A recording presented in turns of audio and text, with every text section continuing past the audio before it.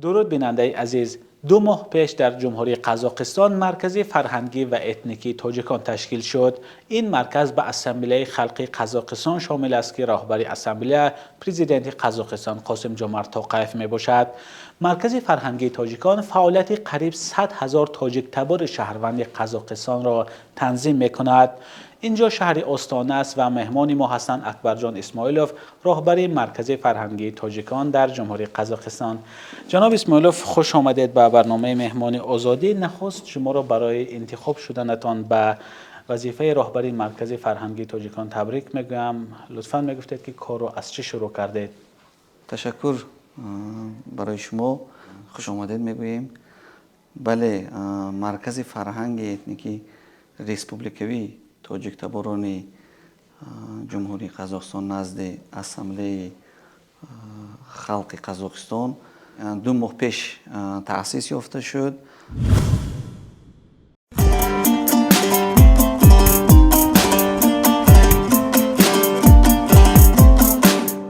و این اولین مراتب است در تاریخ بعد از استقلالیت گرفتن جمهوری قزاقستان. بسیار دیگه ملت ها مرکز فرهنگی ریسپوبلیکوی خود داشتند، اما ما تاجیکان نداشتیم. ولی در ناحیه، در ولایت ها، در شهرها داشتیم، اما ریسپوبلیکوی نداشتیم. از تمام جمهوری قزاقستان تاجیکان آمدن، زیرا اینکه وقتی مرکز فرهنگی ریسپوبلیکی گشاده شد 11 فیلیال رو هم گشادیم در تمام سراسر گوییم قزاقستان. سوالی که شما دادید از چی شروع شد کار ما شروع شد از گشاده شوی. وقتی که ما این مرکز فرهنگی رو گشادیم، این اصلا یک راهی هست، یک پولی هست بین تاجیک تباران گوییم جمهوری قزاقستان و حکومت جمهوری قزاقستان. یک پولی است. شما میدونید که من زیاده از 100 سال است که تاجیکان در این جمهوری زندگی میکنند و جمهوری قزاقستان مملکت از طرف مملکت تمام شرایط برای آموختن و حفظ کردن زبان تاجیکی، مدنیت تاجیکی، فرهنگ تاجیکی، برای همه همین تمام شرایط کرده داده شدگی است. بعد از تأسیس یابی این مرکز چند برنامه تشکیل کردیم.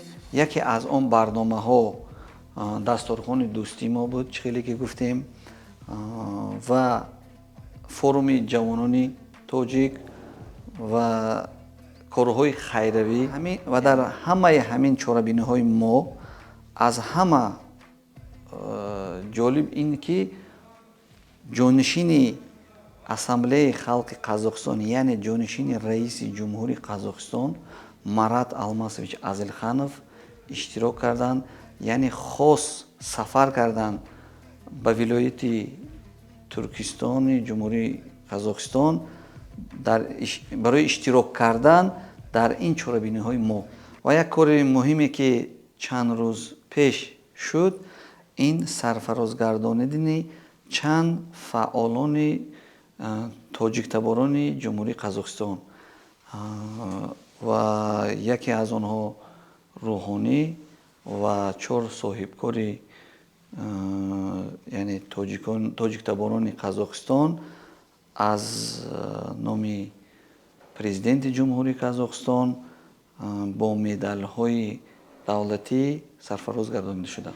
خب بگویید که در زندگی هر روزه مثلا مردم تاجیک تباران قزاقستان فعالیت مرکز چه تاثیر دارد؟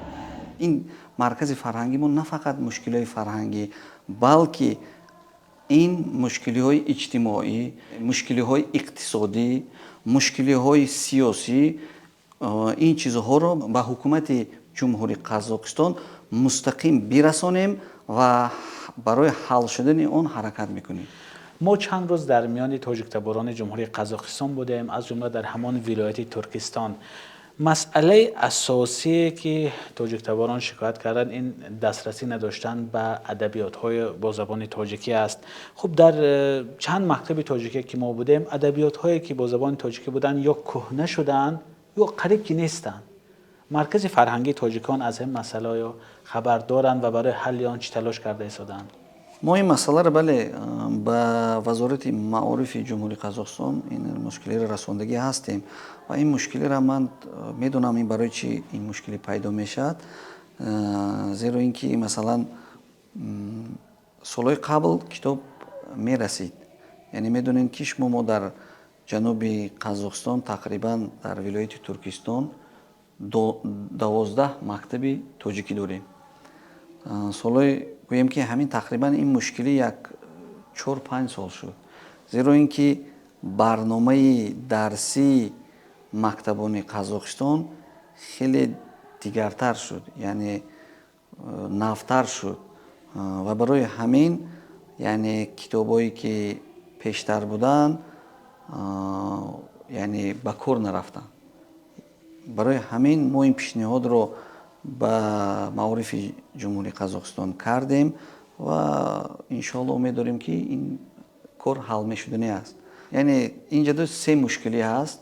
همین سه مشکلی یعنی مبلغ گذاری از طرف معارف جمهوری قزاقستان این خیلی مشکل نیست، این دویم هست و می باشد.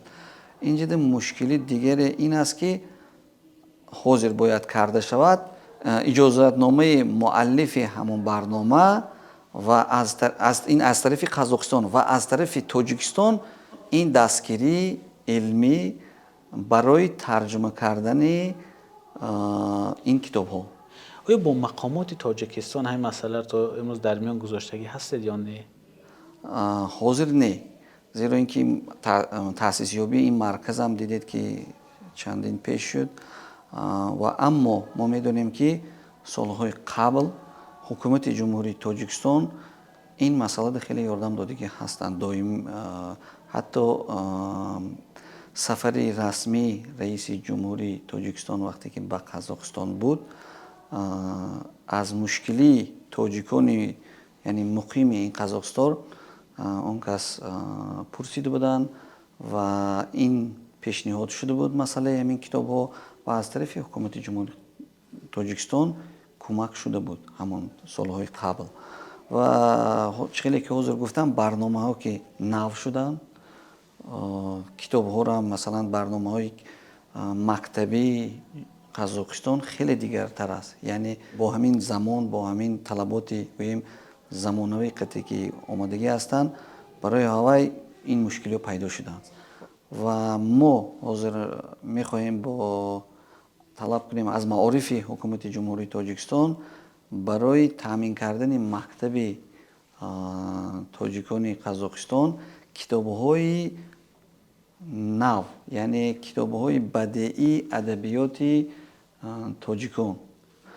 این کتابایی که در ما هست در مکتب‌های تاجیکانی که قزاقستان هست اینا همش کهنه هستند و ما میدونیم که در تاجیکستان حاضر خیلی کتاب‌های نو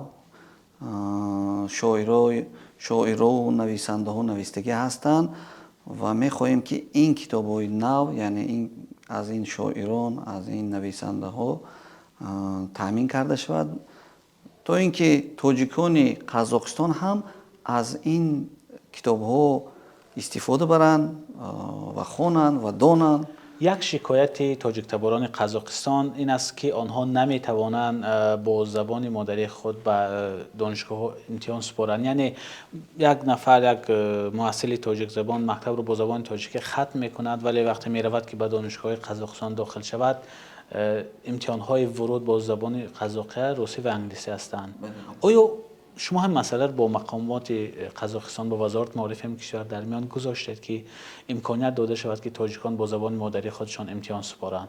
بله ما زبان تاجیکی باید بخونیم، باید گوییم که همه وقت مکتبمون باید باشد، اما یک چیز دیگه که وقتی که ما زبان قزاقی را از کودکی از صنف اول وقتی میخونیم ما راستیگه ما درهایمون خیلی باز میشد. خیلی که میگن як забон донӣ, як халқ донӣ. дар ҷумҳурии Қазоқистон зиёда аз 130 қавмият ва миллатҳо зиндагӣ мекунанд ва барои ҳамаш баробар имконият ва тамоми шароит дода шудагӣ аст, ки мо метавонем вақте ки забони қазоқиро донем, яъне забони давлатиро донем, метавонем дар соҳаи тиб, дар соҳаи идораҳои давлатӣ, дар соҳаи бисёр соҳаҳо метавонем озодона кор кунем. яъне тамоми ҳуқуқу тамоми имконият дода шудагӣ аст.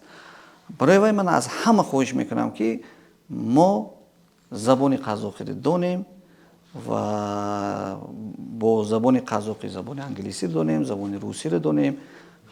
سالانه از طرف حکومت تاجیکستان برای تاجیک‌تباران قزاقستان چقدر کوتاها جدا می شود تا آنها رفته در دانشگاه‌های تاجیکستان تحصیل کنند؟ بله، مسئله کوتا از طرف جمهوری تاجیکستان هر سال داده می شود و خیلی سال شد که تاجیکان مقیم قزاقستان به جمهوری تاجیکستان رفته می خوانند، می بیایند. این سالهای خیلی زیاد است. برای همین 12 مکتبی که در ولایت ترکستان گفتیم، مکتب‌های تاجیکی، برای ما آموزگاران زبان و ادبیات تاجیک و تاریخی خلق تاجیک خیلی ضرور است. یعنی ما از این آموزگاران اگر چند زیاد باشند همه خوب است. خیلی که پیش از این گفتید مسئله کتاب، برآورد این کتاب آموزگاران هم برای ما در کار است. هر سال این کوتا رو زیاد شده ایستاده است و ممکن این سال هم ما حرکت کرده طلب میکنیم که همین کوتا رو زیاد شود و تاجیکان مقیم قزاقستان یعنی به تاجیکستان رفته خوانده بیایند. این برای هم تاجیکستان فکر میکنم خوب است، هم برای تاجیکان مقیم قزاقستان. جناب اسماعیلوف، ببینید مرکز فرهنگی تاجیکان در قزاقستان اساساً فعالیت تاجیک تباران قزاقستان را تنظیم میکند، ولی بغیر از این تاجیک تبارانی که در قزاقستان زندگی میکنند، سالانه هزارها نفر از تاجیکستان برای کار به این کشور میآیند.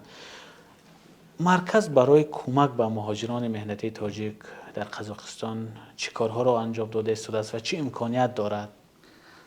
مسئله مهاجران تاجیک باشد، آنها را ما هیچگاه جدا نکردیم.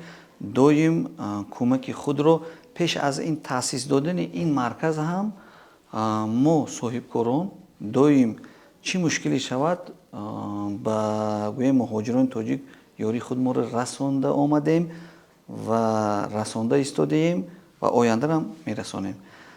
مسئله من گویم که بسیار از طرف مهاجران تاجیک مشکلی هایی می شود که مثلا بیمار می شوند، کمک میکنیم، روان میکنیم به تاجیکستان. یعنی یگان وفات میکنن، یگان مشکلی های دیگر میشود، ما همه وقت بروز 200 میگوییم چخیلی که دویم همین ما صاحبکارا جمع شده در روان کردن آنها کمک میکنیم. این چند سالها دائمی هست و غیر از روان کردنمون بعضی اولایی که میدونیم که شرایطشون بعد از رفتنشون هم قینتر است، یعنی از جهت اقتصادی، برای آنها هم پولم روان میکنیم. این حالت ها هم بسیار شدگی است و غیر از این چیزا را ما کمک حقوقی را میکنیم. یعنی بسیار مشکلی میشد از ندانستن مهاجران، بعضی جاها کار میکنند و مبلغشون گرفتن نمیتونن و خیلی یعنی بسیارش یعنی با ماشین یگان مشکلی میشود، یگان کارهای بسیار میشود. ما از طرف حقوقی را یاردم داده ایستادیم و میدهیم. مهاجران مهنتی تاجیک در روسیه از گرانی نرخ پتن، از تعقیب پلیس و دیگر مشکلات شکایت میکنند. مسئله های اساسی مهاجران مهنتی تاجیک در قزاقستان کدام ها هستند و شما در رابطه به همین به دولت تاجیکستان چه پیشنهادهای ارسال کرده؟ بله، مسئله های مهاجر گیریم بسیار گوییم که نظر به روسیه معامله یعنی خلق قزاقستان به تاجیکان خیلی خوبتر است. پس شماریدن و این چیزا نیست. باشد هم خیلی در همه جا این چیز هست، یکم کمبودی و یکم وای نباشد، اما عامتاً گوییم اگر خیلی خوب است. فقط از من خودم از همین مهاجرون خواهش میکنم دائمی خواهش میکنم که مثلا گوجایی که میخوان کار بکنن رسمی با شرطنامه و یعنی وقتی که آنها داخل جمهوری قزاقستان میشوند اول یعنی حجت های خود رو به راه راست حجت گذاری کنند. یعنی برای این جمهوری قزاقستان تمام شرایط کردگی است. یعنی بین جمهوری قزاقستان و جمهوری تاجیکستان سازشنامه برای امکانیت کار کردن مهاجران تاجیک در جمهوری قزاقستان سازشنامه امضا کرده شدگی است. وقتی که ما پیشگیری از مشکلی کنیم مشکلی به ما نمی آید. ما وقتی که پیشگیری نکنیم مشکلی آمده میگیرد. برای وای قانون برای همه برابر است. برای وای خواهش کرده می شود که یعنی حجت های خود رو یعنی قانون گذاری کنند. چیزی که از ما وابسته است یعنی از این مرکز ما برای مهاجران کمک خود رو میرسونیم دائم. اما کدام چیزهایی که به ما وابسته نیست یعنی وابسته با سفارت جمهوری تاجیکستان در جمهوری قزاقستان با آنها دائم مراجعت کرده دائم انسانهایی که مشکلی دارن به آنها روان میکنیم. اکبر جان اسماعیلوف تشکر که فرصت جدا کردید. بار دیگر خوش آمدید.